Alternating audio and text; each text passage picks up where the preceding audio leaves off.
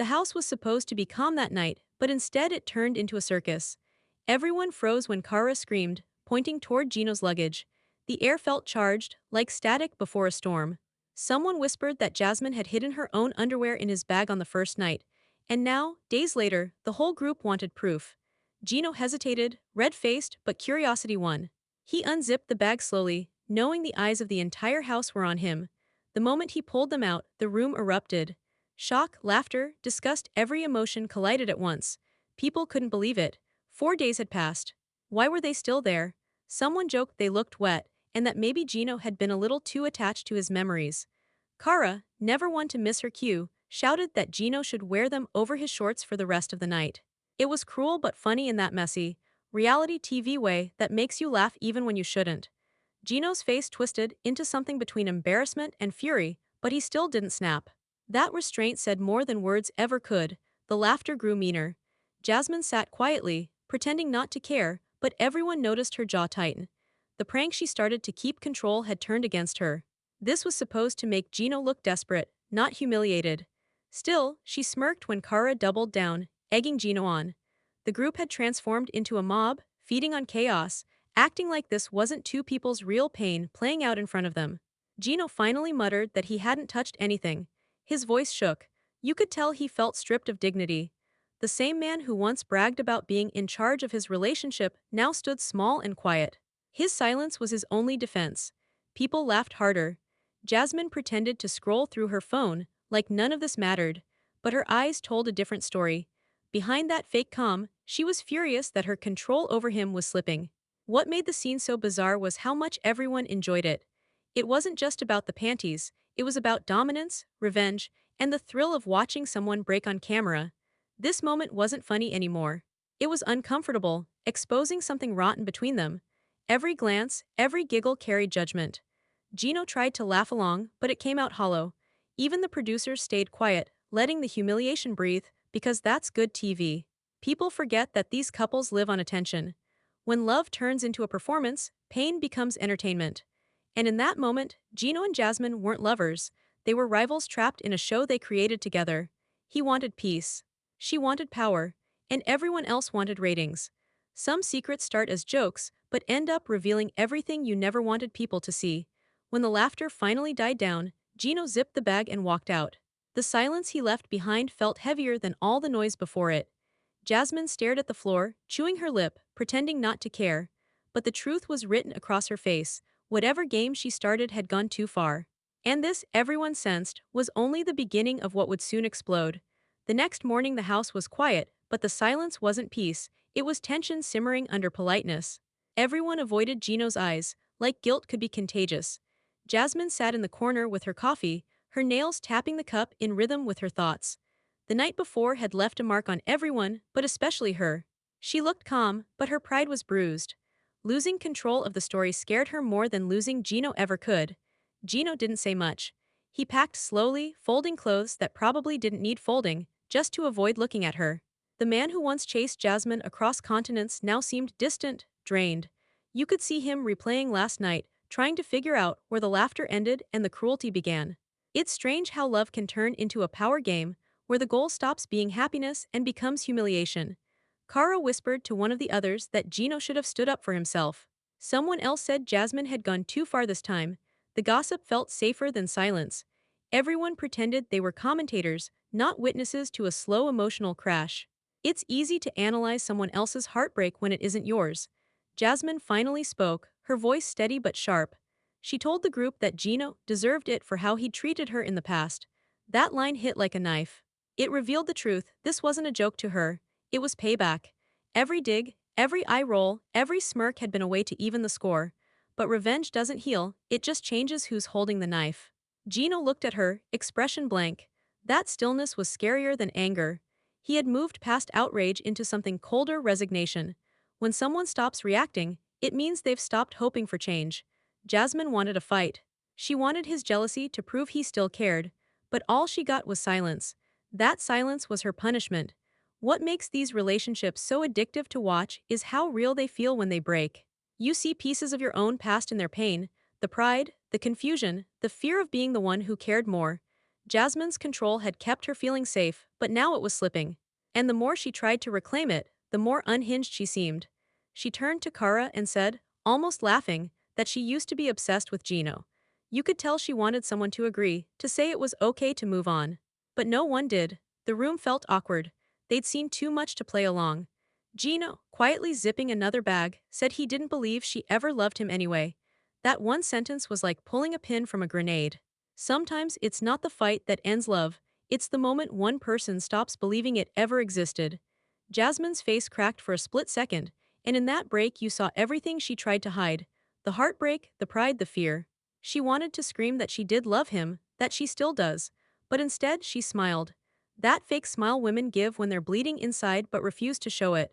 Everyone could feel it, the power dynamic had shifted. And deep down, both of them knew they weren't done hurting each other yet. Jasmine sat across from Gino, her hands trembling, her eyes locked on him like she was trying to memorize his face before it disappeared forever. Her voice cracked as she said she'd self-deport. The words hung in the air, half pride, half heartbreak. She said he didn't need to worry about her anymore. She'd leave the country herself. Gino didn't argue. He only looked tired, like a man who'd rehearsed this ending too many times in his head. He told her she'd betrayed him, that she'd broken every promise she made. His tone wasn't loud. It was worse, quiet and certain. Jasmine insisted she still loved him, that every fight came from fear of losing him. She brought up her tattoo, the one with two cherries and their names underneath. Two cherries forever, she said softly. But Gino stared at the floor, refusing to meet her eyes. He said he didn't believe she ever loved him, that she only loved the version of herself she got to play when he was watching. The silence after that sentence cut through her composure. Her mouth quivered before she forced out a laugh to mask the pain. She said he didn't understand her kind of love, the kind that gets messy, loud, and dramatic. She said real love isn't clean, it's chaotic. But deep down she knew those words were her last defense. Gino didn't respond. He had nothing left to give her, not anger, not comfort, not closure. The room felt smaller, the air heavier. You could sense the finality of it all. This wasn't another breakup in their endless loop, this was the point of no return. Jasmine looked away and whispered that after this trip, they'd never see each other again. She tried to sound brave, but her voice cracked halfway through. Gino didn't stop her, he didn't chase her, he didn't do anything, and that somehow hurt more than shouting ever could. She wanted a reaction, a spark, anything that proved he still cared. But Gino was stone. His silence said, I'm done. Jasmine's tears finally came, streaming down her face as she repeated that she'd never love anyone else the way she loved him. Her words sounded less like a confession and more like a curse she'd cast on herself. Love doesn't always end in betrayal. Sometimes it ends in exhaustion, when both people realize they've drained every last bit of kindness out of each other. Jasmine wiped her eyes and looked at him one last time. He stood up, adjusted his cap, and left the room. She didn't follow. The door closed, and for the first time, the silence between them was real. No cameras, no audience, no applause. Just two people who once swore they'd be forever, now strangers divided by their own pride. Michigan haunted Jasmine like a memory she couldn't delete. Every time Gino's name came up, her defenses cracked. She told people she had moved on, that she was building a new life, but her voice always softened when someone mentioned that cold Midwestern air or the little apartment they once shared. It wasn't love she missed, it was the version of herself she used to be when she believed Gino was her future, the one who still had hope. Gino, meanwhile, played the stoic victim online. His posts were polished, detached, and controlled. He wanted the world to see him as the calm one, the reasonable one, the man who finally escaped chaos. But behind that calm was obsession. He couldn't stop checking her stories, watching who she was with, what she was wearing, where she was going. When Jasmine smiled beside Matt, Gino didn't see happiness, he saw betrayal. And that wound festered, feeding the same insecurity that once drove him to control her every move. Jasmine's relationship with Matt was supposed to be her clean slate, but instead of freedom, she felt trapped. She told friends that things with him were very bad, but she didn't go into details. You could sense that something about Matt's attention felt conditional, like love came with a rulebook. The way he spoke, the way he watched her, it reminded her of Gino in all the worst ways. And yet she stayed. Not out of love, but out of exhaustion. Because starting over again felt harder than staying miserable.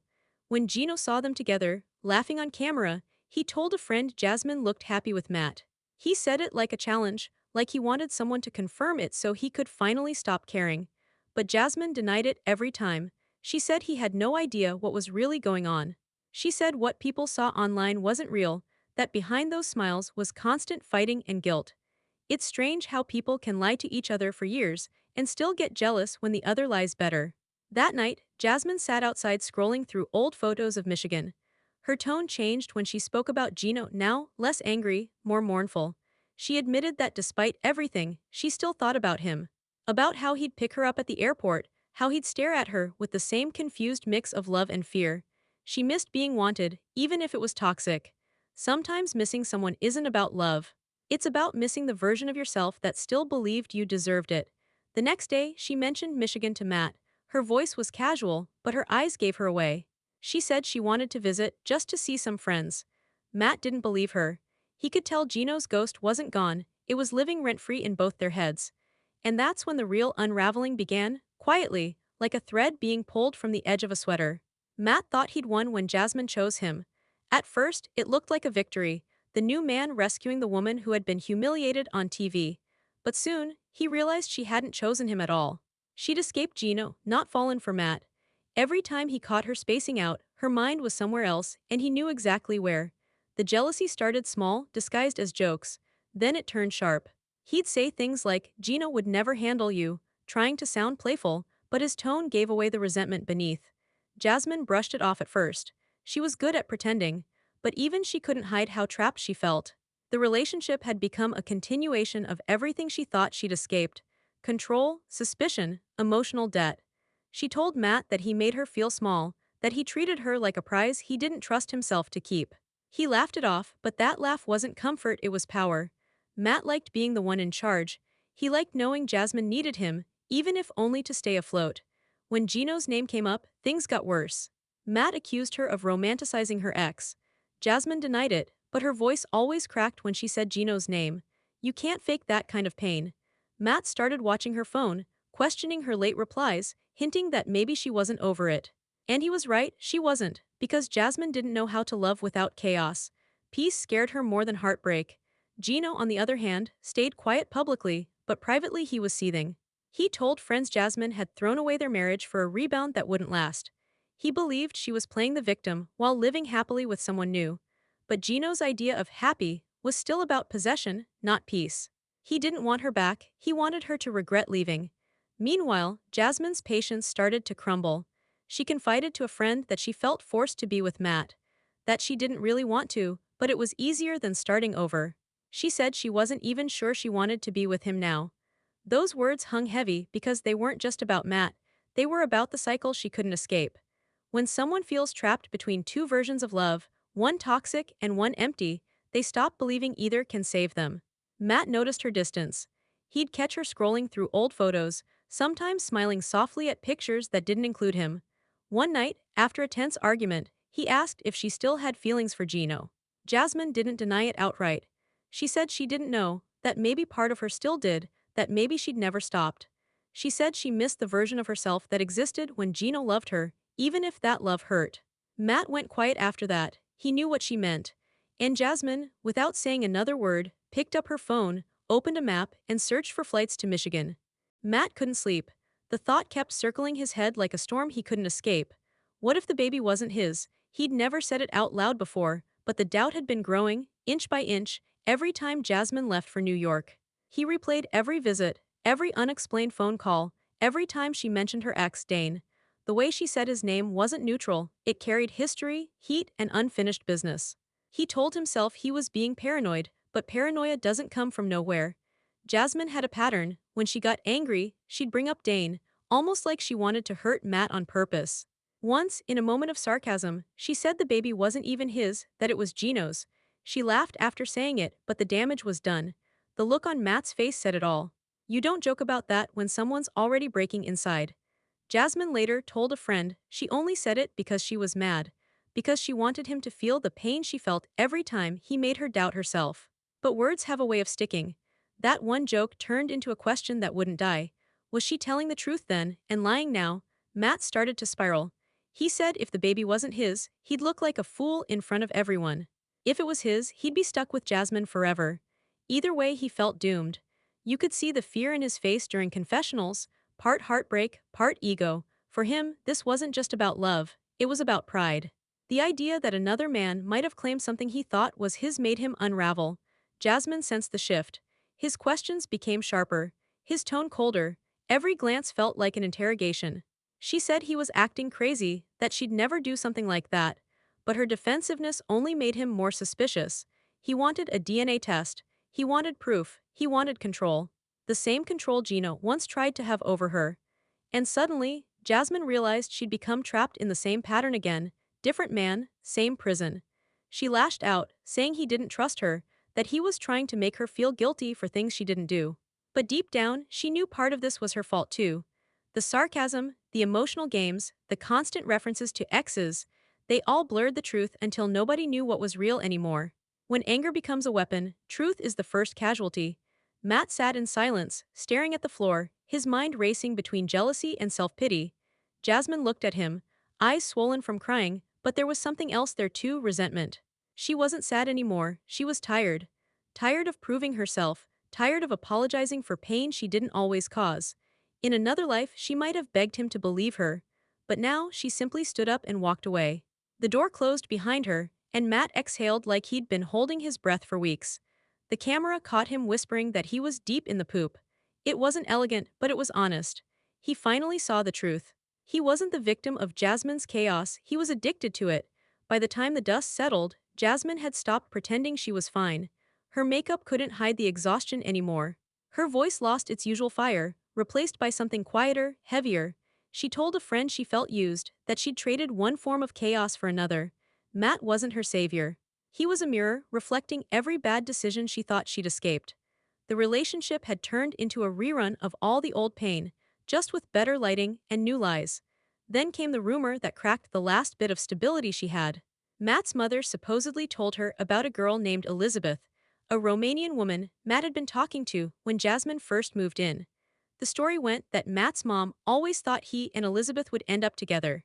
That one line spun in Jasmine's mind like poison. While she was building a life with him, maybe he was already halfway out the door. When Jasmine confronted him, Matt denied everything. He said his mother was confused, that she mixed up timelines. He swore to God nothing happened, swore that Jasmine was the only woman he'd been serious about, but her gut told her otherwise. She'd seen this kind of lie before, the soft tone, the fake confusion, the way someone deflects instead of answering. Every time Matt said, "Trust me," her stomach tightened a little more.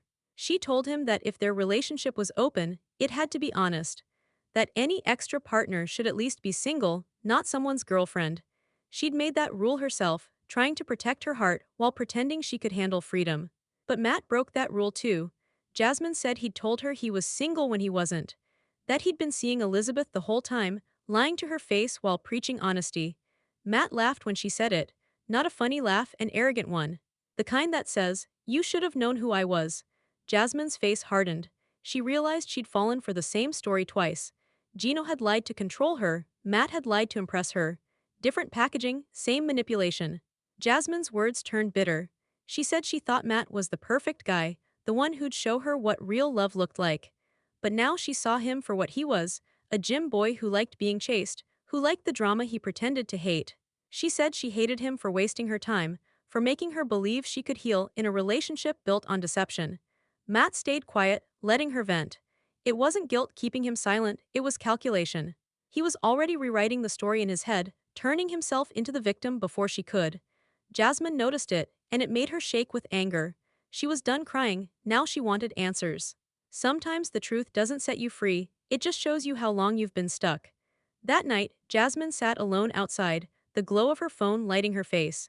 She scrolled through old texts from Matt, the sweet ones from the beginning that didn't feel fake back then. She typed and deleted a message asking him to tell her the truth one last time. But instead of sending it, she threw the phone down and whispered to herself, "He's lying. I know he is." She got up, wiped her face, and walked back inside. Her steps were steady this time, not shaky. She was done waiting for the truth to come to her, she was going to drag it out herself. The night air was thick when Jasmine pulled Matt outside.